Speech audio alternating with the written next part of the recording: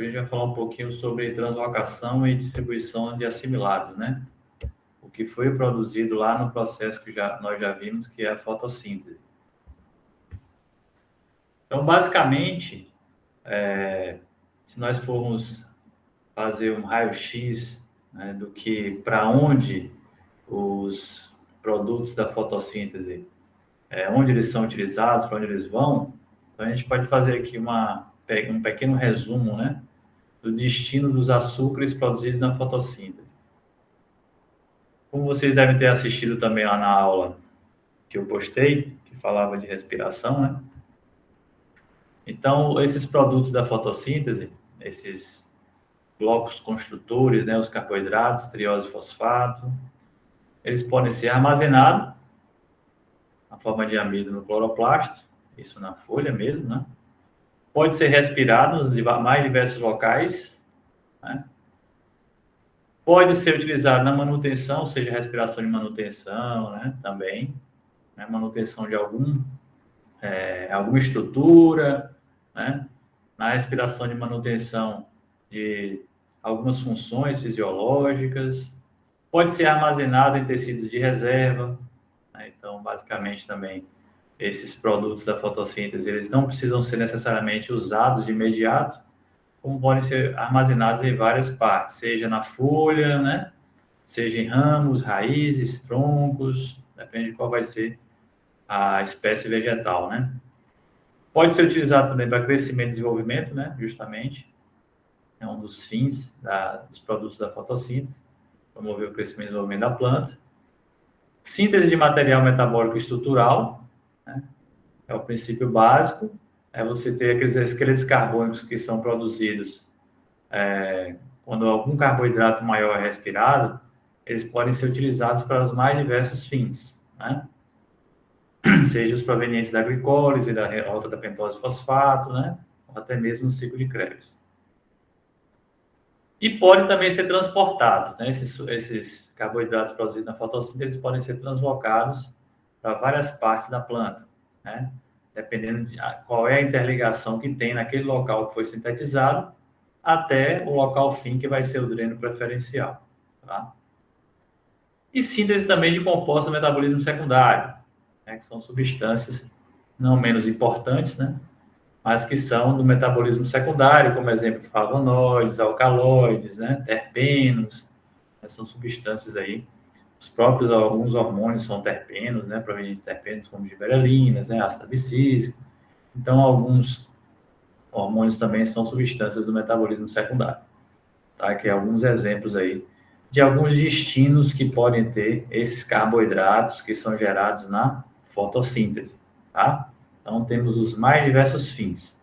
E o que a gente vai falar hoje é mais sobre essa questão da translocação, né, desses carboidratos. Basicamente, a sacarose é o principal carboidrato que é transportado nas plantas, tá? Então, na maioria das plantas, não em 100% delas, né, mas na maioria das plantas, a sacarose é o principal carboidrato que é transportado nos vegetais, certo? Se a gente for lembrar de bioquímica, é um disacarídeo de baixa reatividade. A gente pode ver aqui a estrutura de um pirano e aqui de um furano. Pirano e furano, né, estruturas químicas, onde os pontos reativos, né, dessas exoses aqui, ó, separadas, aqui seria uma exose, aqui seria uma glicose, aqui seria uma frutose, né? Então, se a gente for separá-las aqui, ó, quebrar essa ligação, eu vou ter dois açúcares redutores, porque os pontos de redução são esses aqui, ó, essas exoses. Quando eu faço a ligação entre elas, que eu construo a sacarose, eu agora passo a não ter mais um açúcar redutor, tá? Agora tem um açúcar não redutor. Então, ele pode circular na planta tranquilamente, que ele não vai interagir com nenhuma substância ao longo do processo de transporte, certo? Então, se fosse uma glicose ou frutose, eles não podem ser transportados ao longo da planta, porque eles vão interagir com substâncias outras em função desses pontos de interação aqui, de reação, que essas exoses apresentam.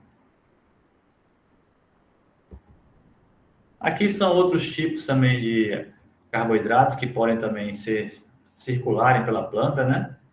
Que também são carboidratos, açúcares não redutores, então eles não vão interagir também. O principal é a sacarose, que nós já comentamos, mas além da sacarose, tem a rafinose, né? Tem a estaquiose e a verbascose. Então, todos esses outros 3 carboidratos aqui, que são açúcares não redutores, o que diferencia basicamente entre eles e a sacarose é que vai ter uma hexose galactose ligada à estrutura da sacarose. Se for apenas uma, é uma rafinose, 2, uma estaquiose, se for 3, galactose ligada à molécula de sacarose, você vai ter uma verbascose. Então, são carboidratos aqui, são açúcares não redutores também, que podem circular pela planta, podem ser transportados. Mas, basicamente, esse daqui é o que é mais transportado pelas plantas, tá?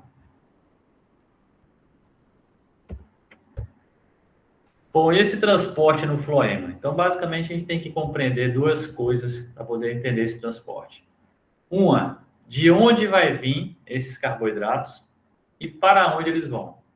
Então, de onde vai vir é justamente qual vai ser a fonte geradora desses carboidratos, né? E para onde eles vão, qual vai ser o dreno, né, preferencial, qual vai ser o local onde esses carboidratos irão ser alocados, vamos dizer assim. Qual vai ser o dreno e qual vai ser a fonte, tá bom? Então, à medida que o CO2 é assimilado na fotossíntese, né, os produtos dessa assimilação são exportados dos órgãos fotossintéticos. E quais são os órgãos fotossintéticos? Principalmente as folhas. Mas não necessariamente as folhas são os únicos órgãos que realizam fotossíntese. Você pode ter fotossíntese também na flor, no fruto, nos ramos verdes, entendeu? Claro que não na mesma proporção do que as folhas. Então, as folhas vão ser sempre os principais órgãos fotossintetizadores, tá? E são conhecidas como fontes, certo? Então, as fontes, nesse caso aqui, as folhas fotossinteticamente ativas, elas vão ser as fontes de carboidratos e vão destinar esses carboidratos para as regiões da planta que são importadoras de fotoassimilados. Enquanto que a fonte é uma região exportadora, a região importadora são os drenos, tá? Então, esses drenos podem ser os mais diversos. Essa questão é muito relativa entre fonte e dreno, porque você pode ter um mesmo órgão sendo fonte e dreno ao mesmo tempo, certo? Então, a gente vai ver isso aí para vocês, dar um exemplo para vocês perceberem essa diferença. Bom, esse tipo de transporte dá-se o nome de translocação, que é justamente o transporte de fotoassimilados, né? Envolve o transporte de materiais tanto a curta como a longa distância, seja da fonte geradora, né, a fábrica lá de carboidratos, a folha principalmente, até chegar ao elemento crivado, que a gente vai ver que é uma estrutura que compõe o floema, tá certo?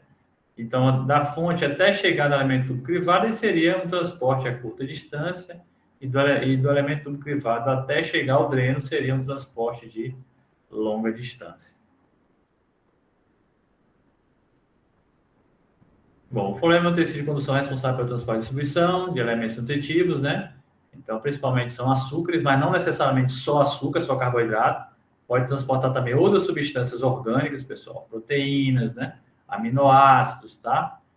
Então, não necessariamente apenas açúcares, tá certo? Assim como a gente pode encontrar também alguns carboidratos no xilema. Claro que em menor concentração, se nós compararmos xilema e floema, mas podemos encontrar também alguns aminoácidos no xilema, tá certo? Então, não necessariamente xilema e floema, não vamos lembrar daqueles conceitos da infância lá do primário, que dizia que xilema transporta seiva bruta e floema seiva elaborada. Não necessariamente, porque dentro da seiva bruta só se enquadrava os sais, né? Os nutrientes, mas não necessariamente. Pode ter a circulação de alguma coisa orgânica também, tá? Assim como no floema, pode ter alguns sais também. Claro que bem em menor concentração do que no xilema, mas também pode ter circulação de alguns, como o próprio potássio, né? Magnésio. São exemplos aí. Então, basicamente, as fontes vão transportar os carboidratos, né? Ou mesmo até nutrientes, dependendo se a gente for relacionar uma folha velha, como a gente comentou no processo de redistribuição, que acontece pelo floema, né? na redistribuição. O que seria essa redistribuição? Que a gente falou disso foi lá em nutrição mineral de plantas, né? Então a gente sabe que a depender da idade da planta, digo da folha, cada folha tem a sua idade, né? Ela tem uma idade a se cumprir no vegetal. Então, basicamente, essa ontogenia, que é o ciclo da folha na planta, então, no estágio final desse ciclo, que já vai entrar na senescência, ela tende a começar a metabolizar, degradar, né, compostos complexos, né, em compostos mais simples, e, nesse caso, liberando nutrientes, certo? Que são redistribuídos para pontos de crescimento, né, basicamente, regiões que são os principais drenos, nesse caso aí. Como, por exemplo, também os carboidratos podem também ser destinados para os principais drenos, que podem ser pontos de crescimento, folhas novas, por exemplo, né? Folhas novas acaba sendo um dreno. Eu falei para vocês que folha é uma fonte, mas a depender da idade, ela pode ser muito mais dreno do que fonte, tá? Raízes, né, são drenos, flores, frutos, tá?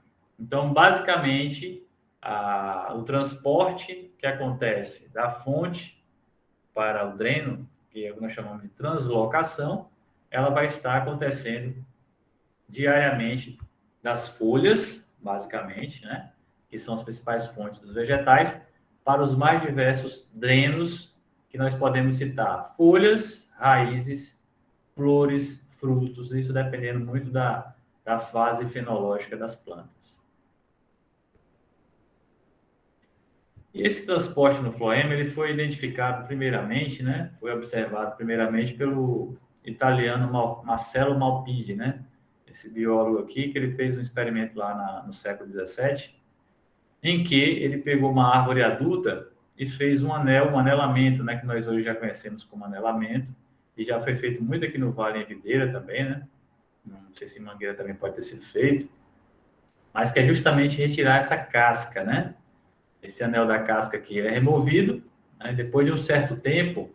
O que ele observou após ele ter removido esse anel?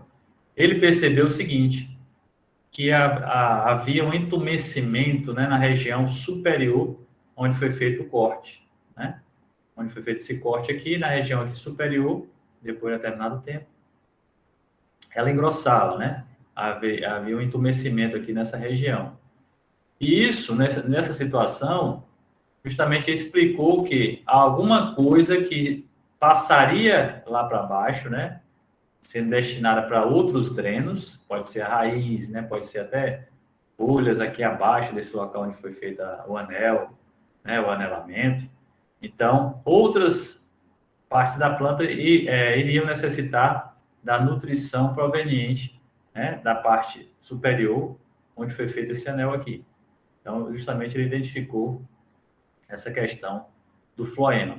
Claro que se ele fizer isso no tronco principal de uma árvore, ele vai matar a árvore, né? Por quê? Porque se ele fizer isso aqui no tronco principal, se ele fizer isso aqui no ramo, por exemplo, na videira o pessoal fazia, né? O pessoal não fazia no ramo principal, no tronco da videira, na verdade, né? Porque no tronco vai estar circulando o quê? O floema que vai nutrir as raízes. Se você faz isso aqui no tronco da videira, um abraço, você perdeu sua planta. Mas o pessoal faz isso aqui nos ramos, tá? Justamente com o foco de você concentrar mais nutrientes aqui, carboidratos, já no cacho. Mas isso em determinada fase fenológica, não é em qualquer momento, não. Tá bom? E aí outros estudos foram feitos futuramente, onde foi identificado quais eram as substâncias, né, que circulavam no floema. Tanto que esses estudos perduram até hoje, na verdade, até hoje não se tem nenhuma outra forma de você identificar o que está circulando no floema do que fazendo essa coleta, né, de exudado do floema através de estilete de pulgões, né? Então, basicamente, se coletava esse exudado aqui, né, do pulgão, e se fazia a aferição do que se tinha no floema, né? Então, basicamente, descobriu-se que o que se tinha mais era carboidrato, né? Então, a gente está vendo aqui nessa imagem, aqui é o estilete, né, do pulgão, do afídio, tocando aqui a célula e extraindo do interior da célula, né, a solução, que é rica em carboidrato, certo? justamente ele conseguir atingir aqui o elemento tubo crivado, que é justamente a célula por onde circula toda a seiva, né? Todas as substâncias orgânicas aqui do floema. Então, o elemento tubo crivado é um dos componentes, né, do floema. Aí aqui nós temos alguns exemplos, né, de seiva do floema da mamona, por exemplo. Então, vocês estão vendo aqui, a maior parte da concentração dela é açúcar, né? 80 a 106 miligramas por ml de açúcar, tá? Seguindo aqui também de aminoácidos, né? Também composto orgânico. Olha só o potássio também circulando por aqui, que é um nutriente, né? É uma substância inorgânica. Outros ácidos, proteínas, né? Cloro, fosfato, magnésio, tá vendo aí? Outros nutrientes também circulando pelo floema.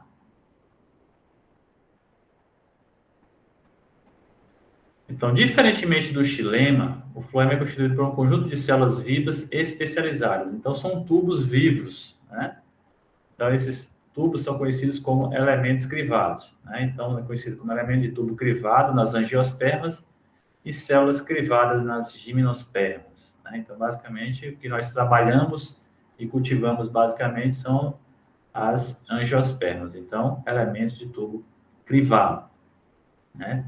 Esses elementos de tubo crivado em parceria, né, com células companheiras, porque eles foram formados juntos, né, com essas células companheiras. É como se fosse, não diria gêmeos siameses, porque eles têm uma independência muito grande. Só tem uma ligação entre um e outro, que às vezes é um órgão que é dividido para os dois, né? Aí que é um problema quando você vai fazer uma separação desses gêmeos siameses. Mas a célula que dá origem a ambas é a mesma, né? Tanto as células companheiras como os elementos de tubo crivado. Pode também encontrar outras células parenquimáticas, vasculares, fibras, esclereídeos e algumas células lactíferas também, mas de menor importância. Então, basicamente, o floema é constituído por elemento de tubo crivado e células companheiras. Aqui mostrando um exemplo, né, do tubo crivado aqui. E no tubo crivado ele tem essa placa crivada aqui, né? Você vê vários orifícios, né, que estão presentes aqui nesse elemento tubo crivado. A gente pode perceber aqui nessa imagem também, ó, fica mais fácil e mais nítido a gente perceber aqui a questão do elemento tubo crivado, que é isso aqui, né? Aqui é o elemento tubo crivado. Aqui no meio você tem a célula que nós chamamos de célula companheira, é isso? Então é nessa célula companheira aqui onde essa parceria, tá vendo que isso aqui são plasmodesmas, ó? Elas são conectadas às células do tubo crivado, tá? Os elementos do tubo crivado. Então, basicamente aqui, essa setinha aqui para baixo e para cima quer dizer o seguinte, que o floema, diferentemente do xilema, ele é bidirecional, né? Então, ele pode tanto ascender quanto descender, mas não no mesmo elemento privado ao mesmo tempo, certo? É a mesma coisa que eu estou dizendo assim, aqui dentro desse tubo, né, desse elemento tubo crivado, a seiva ela pode ascender ou pode descender, mas não acontecendo ao mesmo tempo. Aqui foi só a imagem está mostrando isso aqui, mas é só em termos didáticos. Vai dizer que pode tanto ascender quanto descender, mas não ao mesmo tempo que você vai ter um fluxo desse, né? Porque como é que você vai ter um controle dentro da mesma via? Não é igual uma via de carro que você tem uma dupla, não, né? Porque são independentes. Aí não. Nesse caso, o elemento tubo crivado, a seiva ela pode ascender, em outro momento ela pode descender. Nesse mesmo elemento tubo crivado, mas não ascender e descender ao mesmo tempo, simultaneamente, não acontece. Tá? Então, essa célula aqui, companheira, ela está interligada por plasmodesmos aos elementos tubo crivado. Tá? Então, a gente vai ver daqui a pouco, é nela que chega os fotoassimilados que vão seguir até os elementos tubo crivado. Tá? Então, chega nela proveniente das fontes, né, as diferentes fontes aí que estão presentes nas plantas, principalmente destacando as folhas, né? E o que se tem como isso aqui é uma célula viva, né? Ela tem membrana plasmática, não é isso? Tem retículo plasmática, nesse caso, retículo plasmático, tem também algumas outras organelas, né? Poucos plastídeos, não tem muita coisa. Não tem complexo de Golgi, infelizmente não tem ribossomos, não tem núcleo. Então, por isso que há uma dependência da célula companheira, porque a célula companheira tem tudo isso aí. Então, por exemplo, a célula companheira que envia a mensagem para sintetizar as proteínas que são necessárias aqui para a célula, o elemento tubo crivado. O elemento tubo crivado não tem núcleo. Bom, nessa imagem dá para a gente visualizar melhor algumas organelas aqui que estão presentes no elemento de tubo crivado aqui e na célula companheira, né? Então, veja bem, aqui você tem os plasmodesmos, né? Onde tem a conexão direta entre a célula companheira e os elementos do tubo crivado. Então, isso tem que existir, né? Não importa se ela é uma célula companheira intermediária, transferência, comum, vai ter que existir plasmodesmos. Claro que uma pode ter mais do que a outra, mas não pode existir célula companheira sem plasmodesmos, tá? Então, nesse caso, nós temos aqui a presença de cloroplastos, núcleo, né? Vacúolo. Então, o núcleo presente aqui é o responsável por sintetizar, né, proteínas que vão ser necessárias aqui, porque aqui ela não tem núcleo, né? Por isso que ela é dependente dessas informações aqui da célula companheira, os elementos tubo crivado. Então, nele também vai ser um retículo endoplasmático, né? A membrana plasmática. Tem também uma proteína P, que na verdade ela é sintetizada pelo núcleo da companheira, e essa proteína P ela pode ser utilizada, a gente pode ver aqui, ó, ela pode ser utilizada para pequenas obstruções quando necessário, né? Quando a planta está sob algum tipo de estresse, ou frio, ou algum dano que aconteceu no ramo, né? Então, essas proteínas vêm para poder vedar, né? Esse corte, esse local onde vai ter o extravasamento, né, do conteúdo da seiva. Então, para evitar o extravasamento, essas proteínas elas entopem, né, como se entupissem aqui as placas privadas para evitar o extravasamento da seiva. Tanto que em algumas formam resinas, né, látex, então, como uma forma de você evitar. Imagine você, é como se vocês fizessem um corte, né? No nosso caso, a gente tem aquela questão, que se não for hemofílico, né? Quando você faz um corte, ou tem um corte próximo a alguma veia, alguma coisa assim, você começa a perder muito sangue. Se você não tiver uma boa, vamos dizer assim, uma boa, não é nem cicatrização, não deixa de ser cicatrização, mas você tem que ter, a pessoa hemofílica ela não tem essa capacidade rápida de se regenerar e cicatrizar o local, né? Vamos dizer assim. Aí ele começa a perder sangue até morrer, até perder o sangue do corpo todo, né? Se pegar uma veia mesmo. Então é um risco. A mesma coisa aqui, se tiver um corte, for fazer uma poda, né? Aí você pegou no ramo, pegou no floema. Se não tiver essas proteínas aqui para poder fazer isso, a seiva do floema é toda embora, né? Então praticamente o mesmo raciocínio aí, é esquisito. Bom, algumas características aqui das células companheiras, elas têm citoplasma denso, numerosas mitocôndrias, né, para gerar justamente energia, para fornecer também para as células, os elementos tubo crivado, ligados aos elementos tubo crivado por numerosos plasmodesmos. Então, basicamente, tem que ter esses plasmodesmos entre as células companheiras e os elementos de tubo crivado. Aqui tem alguns exemplos, né, de células companheiras. A célula companheira usual, célula companheira intermediária, né? E célula companheira de transferência, tá? Então, na célula companheira usual, por exemplo, eu tenho cloroplastos bem desenvolvidos, né? Parede celular lisa, poucos plasmodesmos, né? Estando a maioria revoltada para o elemento de tubo crivado. Então, já é um diferencial dela em relação às outras, né? A intermediária, como o próprio nome já está dizendo, ela acaba sendo uma intermediária, essa célula companheira. Muitos plasmodesmos ligando a célula adjacente, né? Cloroplastos pouco desenvolvidos e numerosos vacúolos. Então, basicamente, ela tem, além de estar no meio, né, entre uma outra célula e o elemento tubo crivado, pela intermediária, né, ela tem numerosos vacúolos e cloroplastos também pouco desenvolvido. Então, basicamente, o carregamento nela geralmente é simplástico, que a gente vai ver daqui a pouco. Nas demais, é mais apoplástico. E essa célula de transferência, ela também é semelhante à companheira usual, mas também tem espessamento das regiões da parede celular, que a gente pode perceber aqui, né? Então, um espessamento maior nessas células companheiras. Então, dependendo da espécie vegetal, você vai ter uma ou outra dessas células companheiras aí presentes. E o que é transportado novamente, recapitulando aquilo que a gente comentou? Açúcares não redutores, né? A exemplo da sacarose, rafinose, estaquiose ou bembascose. Além disso, pode também circular manitol e sorbitol, que são açúcares álcoois, né? Pode ser também pode ter circulação também no floema desses dois. Nitrogênio só na forma orgânica, né? Seja aminoácidos, aminas, né? Pode também ter a circulação de tioredoxinas, quinases, ubiquitinas, chaperonas, né? São proteínas do choque térmico aqui.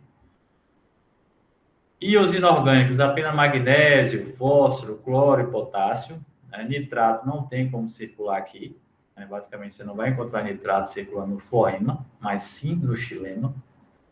Algumas substâncias sinalizadoras também podem circular, como RNA mensageiro, né? Fluorígeno, na verdade, são substâncias hormonais. Essa terminologia aqui é até antiga, né? Fluorígeno. Mas são substâncias hormonais, né? Auxina, citocinina, ácido abscísico, né? Gisberelina. Cistemina seriam polipeptídeos. Pode circular também pelo floema vírus, né? A gente sabe disso. Xenobióticos, né? Que seriam herbicidas. Então, também pode circular pelo floema. Agora, o que não pode ser transportado pelo floema são esses íons, basicamente, aqui. Cálcio, nitrato, né? Sulfato, ferro. Então, eles não vão estar circulando pelo floema, sim pelo xilema. Aqui é um exemplo de composição da seiva do floema de mamona e abóbora, né? Comparando aqui, basicamente, após a coleta de exudados. Açúcar, em termos de açúcares, a mamona produz muito mais açúcares do que a abóbora, né? Aminoácidos, a abóbora já produz mais do que a mamona. Né? Se a gente for observar aqui, comparar 100 miligramas por ml. Ácidos orgânicos também, proteínas, a mamona produz bem mais, ou a abóbora, na verdade, produz bem mais. Fosfatos, aí a mamona produz mais, e magnésio também. Porém, uma diferença entre essas duas aqui também é qual açúcar que é transportado. Né? Basicamente, abóbora, melão, né? As cucurbitáceas, de modo geral, eles transportam na forma de aminoácidos e ácidos orgânicos, né? As fontes aí, grandes proporções de carbono e também estaquiose, né? Então, nós vimos lá que nós temos a sacarose, estaquiose, rafinose, né? E verbascose como açúcares não redutores que são transportados pelas plantas. No caso das cucurbitáceas, no caso aqui da abóbora, melão, por exemplo, o principal açúcar transportado é justamente a estaquiose. Tá? Então, não é mais a sacarose, como em outras plantas, né? Como na mamona, por exemplo, mas a estaquiose. Tá? Então, aqui só a título de curiosidade, exemplo de uma planta onde o açúcar principal transportado é a estaquiose. E aí chegamos aqui nesse processo, né? Que se dá o transporte, no fluxo de pressão. Se vocês lembrarem lá de quando nós falamos do fluxo de pressão de Manche, lá no começo da disciplina, né? A gente colocou lá aqueles 2 osmômetros dentro de 2 vasilhames com água, né? Interligados. Né? Então, o raciocínio é o mesmo, naquele fluxo de pressão lá. Então, vocês viram que os osmômetros estavam concentrados em soluto, de um lado, né? E aí, quando colocou dentro da água, aí a água começou a entrar, né? Querendo realizar trabalho, lógico. O potencial hídrico estava maior lá no vasilhame com água pura, e entrando no osmômetro, isso empurrou o soluto para o outro lado, né? O outro osmômetro. Então, o raciocínio aqui é bem semelhante àquele fluxo de pressão, que é o que acontece aqui no carregamento e no descarregamento do floema. Tá? Então, se a gente acompanhar aqui, ó, o que acontece? Aqui nós temos a nossa célula-fonte, né? Vamos supor uma célula do mesófilo lá, né? A folha, lá na folha, na célula do mesófilo, você tem lá onde a folha que vai estar produzindo os carboidratos, na verdade, o cloroplasto vai produzir a triose-fosfato. Essa triose-fosfato vai sair do cloroplasto da célula-fonte, né? Vai para o citosol. No citosol, ele é convertido em sacarose, tá? E essa sacarose vai vir de lá daquela célula do mesófilo até chegar aqui na célula companheira, tá? E aí essa sacarose pode vir de lá para cá pela via que nós chamamos de via simplástica. Vocês lembram lá quando a gente falou do transporte de água, né? Via simplástica, via apoplástica, o raciocínio é o mesmo. Se é via simplástica é porque as células estão interligadas por plasmodésmos, tá? Ou por via apoplástica. Nessa imagem aqui, a gente percebe que não tem plasmodésmos aqui. Então, aqui seria uma rota, nesse caso, um carregamento apoplástico, né? A gente vê que não tem nenhum plasmodésmo aqui conectado entre a célula-fonte aqui, ó, e a célula companheira, tá? Então, esses açúcares estão vindo daqui tudo pela rota apoplástica. Então, nesse caso, está tendo bombeamento de prótons para poder gerar energia. Está tendo gasto energético aqui para poder colocar esse açúcar para cá. Tá bom? Então, nesse caso, quando esse açúcar chega até a célula companheira, o que vai acontecer? Vamos lembrar de relações hídricas lá, né? Que isso vai ajudar muito. Então, está concentrando em soluto. Vai chegar ao ponto que vai ter muito mais soluto do que lá na fonte. A tendência é essa. Então, na célula-fonte, pessoal, vamos lembrar aqui de uma folha. A folha, no estágio inicial de desenvolvimento dela, ela é mais dreno do que fonte, tá? Então, essa folha ela vai crescendo até ela atingir a máxima expansão foliar dela. Então, quando ela atinge a máxima expansão foliar, ela só é fonte, na maioria das vezes. Não necessariamente que ela não vai estar drenando nada. É claro que ela vai estar drenando, porque ela também vai estar respirando, né?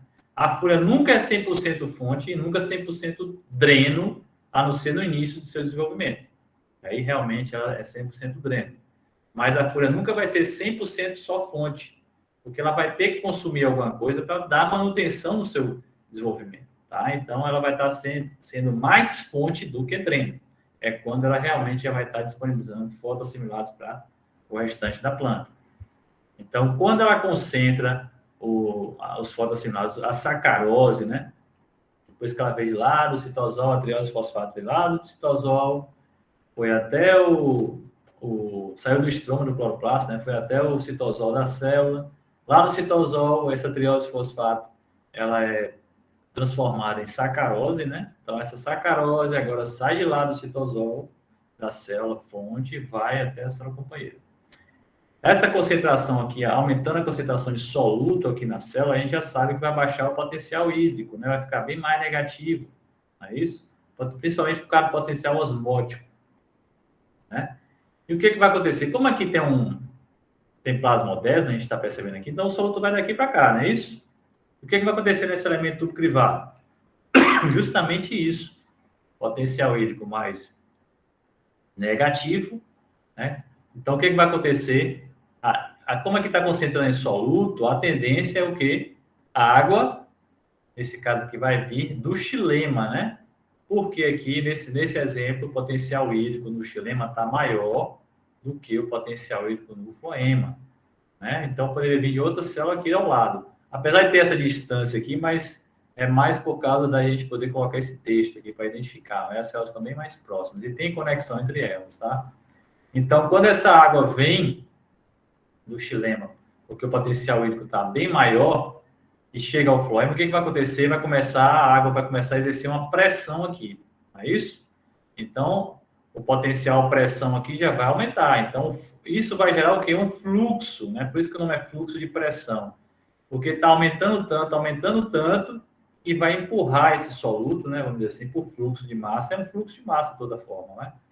Então, só que aqui, como é um gradiente de pressão, então, é chamado de fluxo de pressão. Então, vai estar empurrando esse soluto até chegar, nesse exemplo aqui, no dreno, né? Quando chega no dreno, vai acontecer o quê? Então, chegando aqui, ó, essa sacarose ela pode ser armazenada, né? Pode ser utilizada, pode ser quebrada em glicose, em frutose, convertida em amido, e etc. Porém, o que vai acontecer com ela? Ela vai sair daqui do elemento de tubo crivado e vai até a célula dreno. Chegando no dreno, o que vai estar acontecendo? Eu vou estar concentrando o dreno com sacarose, não vou? Então, eu vou estar diminuindo a quantidade de sacarose aqui, de soluto aqui esse elemento tubo crivado, consequentemente, o meu potencial hídrico vai subir. É isso? E aí volta novamente, né? Tudo que vai e volta, né? Já viu citado? Então, aqui, ó, a água vai retornar agora para o xilema, porque o potencial hídrico aqui ficou maior do que o que se encontra no xilema. Certo? Então, aqui o potencial está mais negativo do que aqui. Então, aqui está maior, então a tendência da água sair daqui. O potencial hídrico aqui maior, a água sai daqui e o fluxo continua. Toda vez que estiver sendo abastecido o elemento privado, esse processo vai estar acontecendo. É um fluxo de pressão. Já foi para cá, vai para outro local e assim sucessivamente. Aqui é só um exemplo mostrando como acontece, né, o carregamento a curta distância e aqui o descarregamento, né?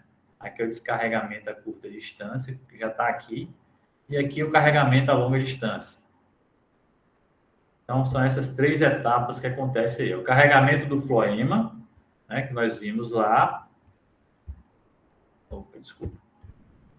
Carregamento do floema, que ele está carregando aqui, né? O carregamento do floema. Então, veio para cá, chegou aqui e carregou o floema. Veio de lá da célula companheira ou da célula fonte até chegar aqui é o carregamento do floema. Isso aqui é a curta distância, né? Aqui já é a longa distância. E aqui descarrega o floema, tá? Então, você tem o carregamento do floema, transporte a longa distância e descarregamento do floema, quando você já chegou no dreno. E tanto o carregamento quanto o descarregamento podem ser simplásticos e apoplásticos, né? Vamos ver alguns exemplos aqui. Nessa outra imagem, a gente pode perceber aqui, ó, foi feito um zoom aqui, justamente no floema. Então, retirou-se aqui essa alíquota aqui da folha, né? Onde tem o vaso do floema. E aqui a gente pode perceber o seguinte, as células fonte, né? Produtores aqui da célula do mesófilo, produtora de fotoassimilados. Esses fotoassimilados, né? Nesse caso aqui, a sacarose, ela vai sair da célula fonte, tá? E ir até a célula companheira, elemento privado. Nesse processo aqui, ó, de transporte dessa sacarose, que é o transporte a curta distância, né? Que é o carregamento a curta distância. Nesse transporte de sacarose até chegar aqui, ó, na célula companheira, porque como elas estão interligadas, eu posso dizer até a célula companheira, tranquilo. O que acontece? Eu posso ter plasmodésmos conectados as células ao longo dessa via, né? Ou não. Nesse caso aqui, ó, eu tenho plasmodésmos até aqui, o parênquima do floema. Então, passou pela célula da bainha e a célula do mesófilo, está todo mundo interligado. Chegou aqui, eu não tenho interligação entre o parênquima do floema e a célula companheira, né? Então, como eu não tenho essa interligação, se fosse uma companheira intermediária, a gente sabe que teria essa ligação aqui e aqui, lógico, dos dois lados, né? Então, nesse caso, o que vai acontecer? Vai ter que seguir uma rota, nós chamamos a rota o quê? Apoplástica, como foi naquele exemplo que eu falei, que eu mostrei anteriormente aqui na imagem, né? Aqui, por exemplo, é uma rota apoplástica, o carregamento aqui é apoplástico, né? Porque não tem nenhum plasmodésmo conectado aqui. Professor. A mesma coisa aqui, né? Aqui não tem um carregamento simplástico, e sim vai ter que ser apoplástico. Então, essa sacarose ela vai ter que ser transportada através de um transportador para a célula companheira, tá? Então, nesse caso, você vai ter que ter o transportador de sacarose, né? Para que atravesse a membrana e saia daqui do floema, parênquima do floema e consiga atingir a célula companheira e, consequentemente, os elementos de tubo crivado, que é o floema propriamente dito, né? Então, aí seria o carregamento do floema, tá?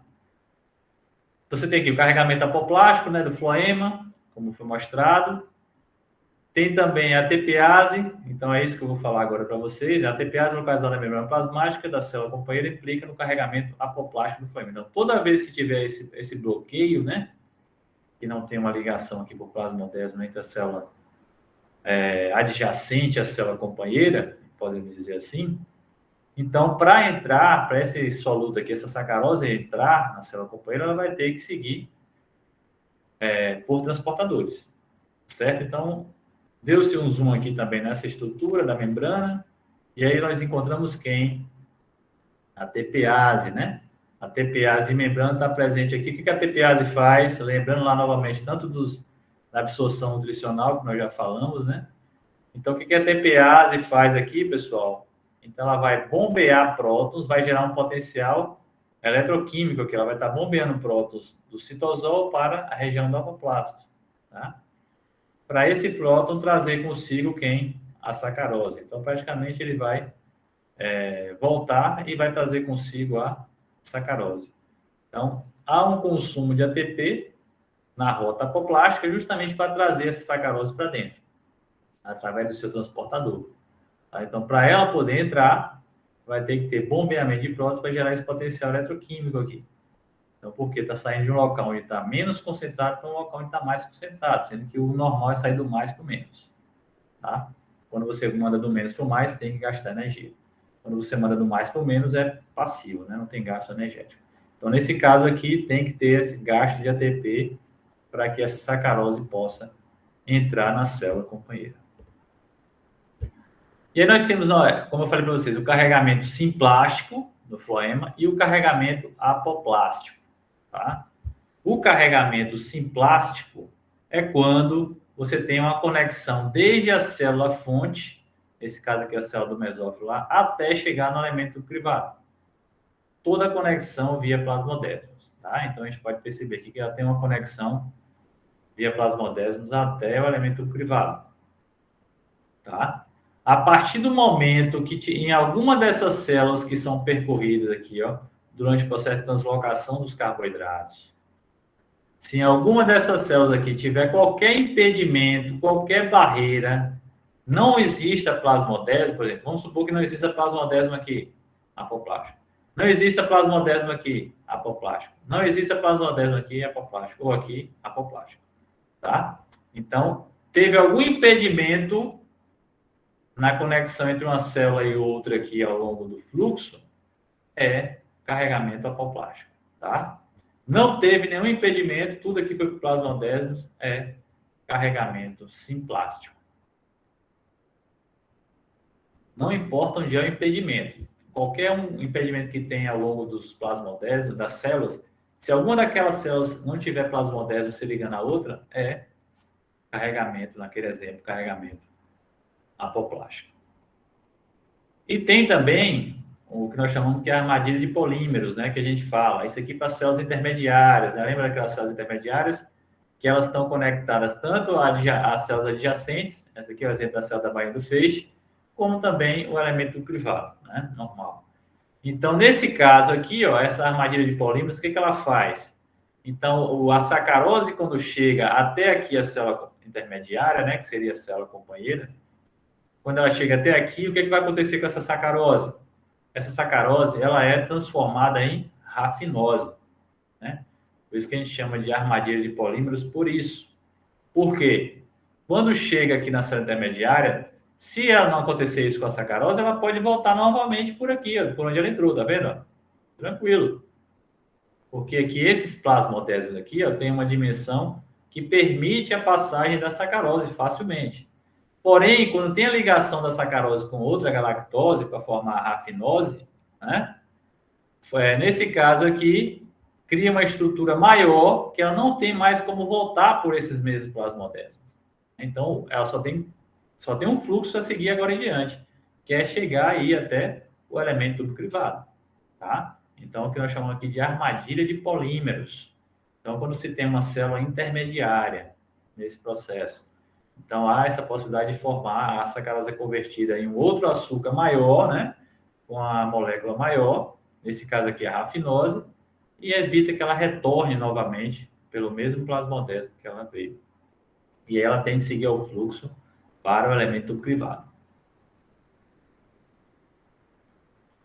E o descarregamento do floema, da mesma forma que o carregamento é apoplástico e simplástico, o descarregamento também pode acontecer de forma apoplástica ou simplástica, tá? Se a gente observar aqui, ó, nessa imagem, a gente tem aqui, ó, célula companheira, elemento crivado. E tem conexão até chegar na célula dreno aqui é a célula dreno. Então, praticamente, isso aqui é um descarregamento simplástico, tá? Então, basicamente aqui é um descarregamento simplástico. A partir do momento, o mesmo raciocínio do carregamento é descarregamento. A partir do momento que eu tiver qualquer bloqueio em alguma dessas células que não tenha conexão em alguma dessas células, já passa a ser um descarregamento apoplástico. A gente pode perceber aqui nessa imagem. Ó, aqui não tem nenhuma conexão, não tem nenhum plasmodésmos entre a célula companheira e o elemento privado e essas células adjacentes. Então, nesse caso aqui, é descarregamento apoplástico. Aqui, ó, descarregamento apoplástico. E aqui, da mesma forma, já no finalzinho, já chegando no dreno aqui, descarregamento apoplástico, tá? Se não tiver nenhum bloqueio, como foi esse exemplo que eu mostrei aqui nessa imagem, a gente sabe que aqui é um descarregamento simplástico, tá bom? Aqui são alguns exemplos, né, de plantas que podem passar por um descarregamento simplástico ou, nesse caso aqui, ó, exemplo, apoplástico e aqui também é apoplástico, né? Acontece muito em sementes, né? Você tem um descarregamento apoplástico também em uva, né? Em frutos de uva, baga lá. Você tem um simplástico em cana-de-açúcar, né? Descarregamento simplástico em cana-de-açúcar. E você também tem um descarregamento simplástico em tubérculo de batata, né? Ápices radiculares e ápices caulinares, tá? Alguns exemplos aí. Tudo bem, mas aí agora o que eu vou fazer com o que é produzido na fotossíntese? Eu vou estar transportando, não é isso que eu falei? Então, vocês estavam transportando da fonte para o dreno. Mas quanto vai ser transportado, né? E qual vai ser realmente o destino daquele carbono que foi sintetizado lá na fotossíntese na fonte para o dreno? Então, basicamente, aqui nós temos duas terminologias, né? Uma é partição, outra é alocação. O que é alocação? É regulação do destino do carbono, né? Para onde é que esse carbono vai? Então, nas diferentes vias metabólicas, esse carbono vai ser destinado principalmente para onde? Então, eu vou estar alocando onde esse carbono? Tá? Você pode ter alocação na própria fonte. Então, na própria folha, eu estou dando exemplo de folha, gente, mas não se limitem a achar que é só a folha que é fonte. Lembra que eu já falei isso para vocês, tá? Mas ela é a principal da fonte das folhas, das plantas, tá? Então, eu posso ter alocação na fonte. Eu posso ter o armazenamento, né? Lá na fonte, eu posso estar utilizando esse carboidrato lá na fonte, porque a fonte vai ter que ter manutenção da fonte, né? Ela vai estar respirando, então vai ter que ter carboidrato para ela consumir. Então, ela vai estar utilizando também. Lembre, a fonte não é só fonte, ela também, igual o processo que a gente fala, comentei para vocês, respiração acontece 24 horas por dia, fotossíntese apenas durante os momentos iluminados. Então, é metade do tempo, vamos dizer assim, né? Então, seriam 12 horas de fotossíntese e 24 de respiração. Então, esse intervalo de 12 horas, como é que fica? É o tempo que você só está consumindo, porque, na verdade, a planta só está consumindo os carboidratos. Tá? Então, não tem nada sendo sintetizado nesse intervalo de tempo aí. Por isso que, a partir do momento que uma folha já assume 30% a 50% da sua área foliar, ela já passa a ser mais fonte do que dreno, né? Então, ela tem a parte da manutenção, a estrutura da folha que ainda está em crescimento, né? Se ela não atingiu já o seu ápice de crescimento. Então, ela tem que ter essa manutenção desse crescimento. Então, vai ter respirações de crescimento ali ainda presentes, mas, ao mesmo tempo, ela vai estar sendo muito mais fonte do que dreno, né? Então, o excedente vai estar sendo desviado aí para ser armazenado, utilizado em outros locais, né? Ou até mesmo transportado, né? Então, a própria alocação na fonte, então, na própria folha você pode também armazenar esse carboidrato que está sendo sintetizado lá, na forma de amido nos cloroplastos, né? Ou sacarose no citosol, né? Ou no vacúolo também. Pode ser utilizada para respirar, né? Sintetizar hexose-fosfato, formação da parede celular, utilização dos esqueletos carbônicos para os mais diversos fins, né? Ou pode também transportar esse carboidrato que foi sintetizado lá na folha. Bom, e a alocação do dreno, né?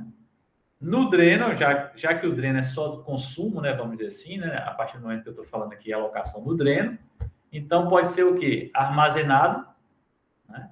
A alocação do dreno pode ser armazenamento ou utilização. Né? Não tem como ser transportado de lá, porque lá já é o fim de linha, vamos dizer assim, né? Então, ele é armazenado lá na forma de amido, nos amiloplásticos, ou sacarose e hexose fosfato no vacúolo, ou utilizado, assim como foi na folha, para respiração, síntese de hexoses, formação da parede ou outras utilidades com os esqueletos carbônicos, tá?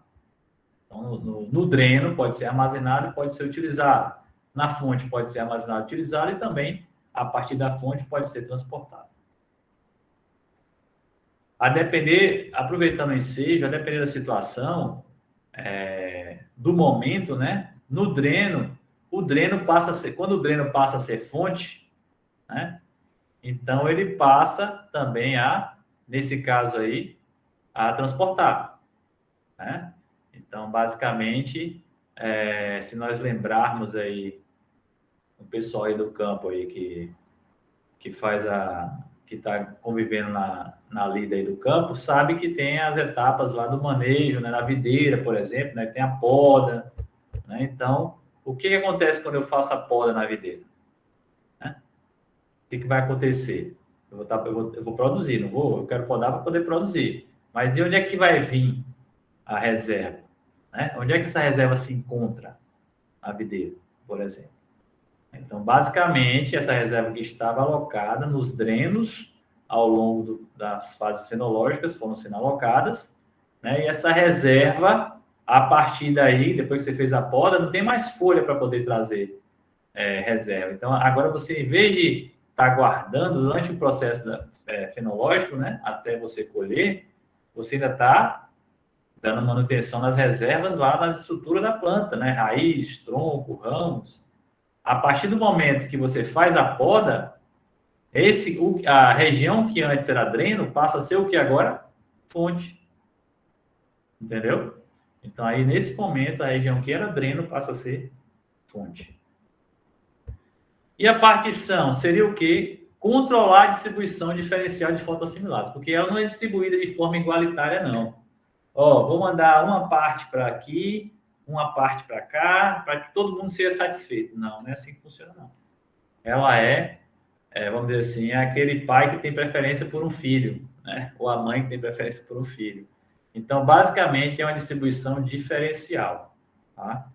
Então, não tem uma distribuição igualitária na partição de assimilados. Vai depender muito de quê? Da força do dreno. O que é essa força no dreno? A capacidade que esse dreno tem de poder captar muito mais fotoassimilados do que outro. E isso está em função do seu tamanho e da atividade. Então, por exemplo, eu não vou comparar um fruto grande, né, com um fruto pequeno.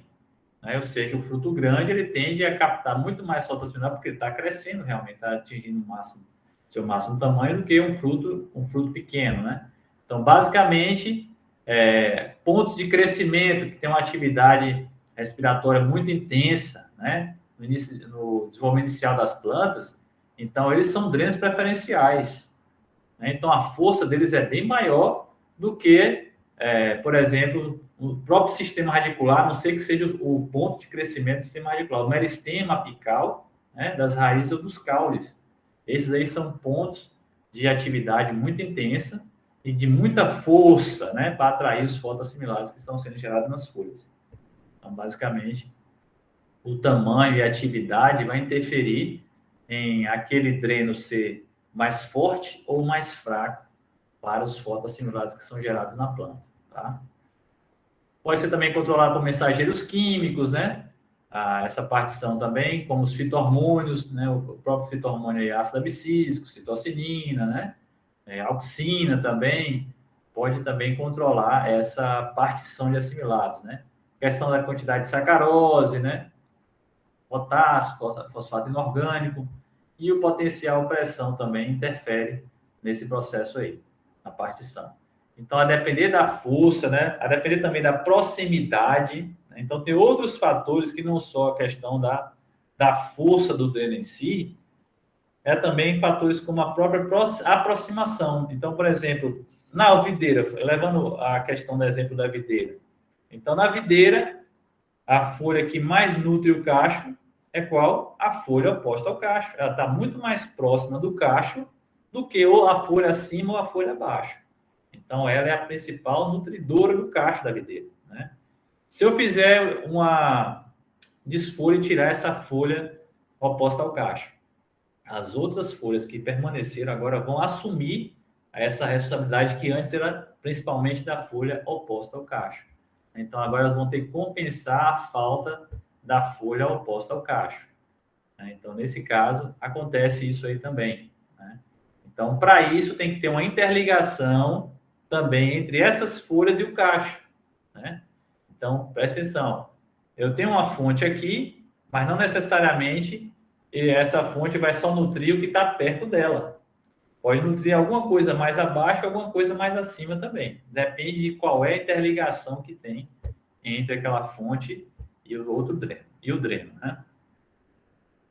A índice de colheita tem razão entre o que é produzido, né? Vamos supor, a gente pegaria todas as vagens de uma soja lá que foram produzidas e pegaria toda a parte de biomassa, ia secar ou pesava também ela fresca e fazia a relação peso por peso, né? Para a gente poder ver qual foi o índice de colheita aí presente para aquela cultura, por exemplo.